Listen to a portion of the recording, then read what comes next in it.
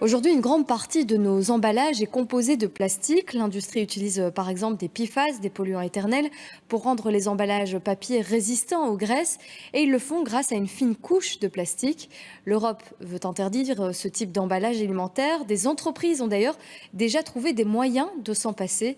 On voit cela avec Aline Delvoye et Jérémy Dessal qui se sont rendus dans l'une d'elles, près de Lyon.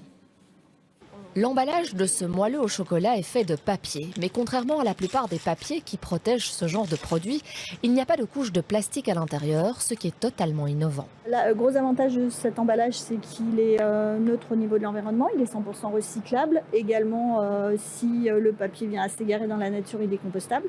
Pour arriver à un tel résultat, l'entreprise Lactips a eu l'idée de remplacer la couche de plastique par une solution à base de protéines de lait de vache. Il a fallu plusieurs années pour mettre au point ces granulés qui, une fois fondus, s'appliquent en fine couche sur du papier. On part de 3 ingrédients principaux. Un premier ingrédient principal qui est la caséine, la protéine de lait, qu'on mélange avec 2 autres ingrédients qui est l'eau, des additifs végétaux qui permettent de composer la formule du produit, la recette du produit.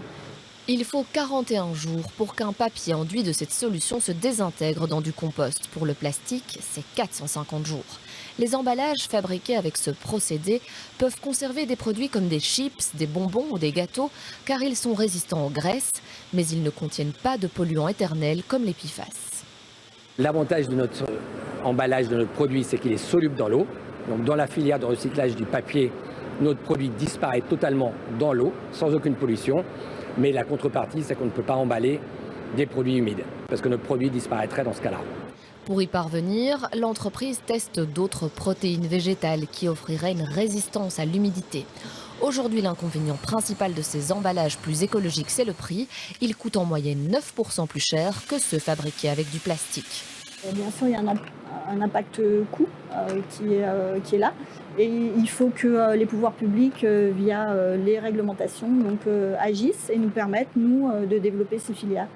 Les nouvelles réglementations européennes anti-plastique et anti-PFAS inciteront sûrement l'industrie à se tourner de plus en plus vers ce genre d'innovation.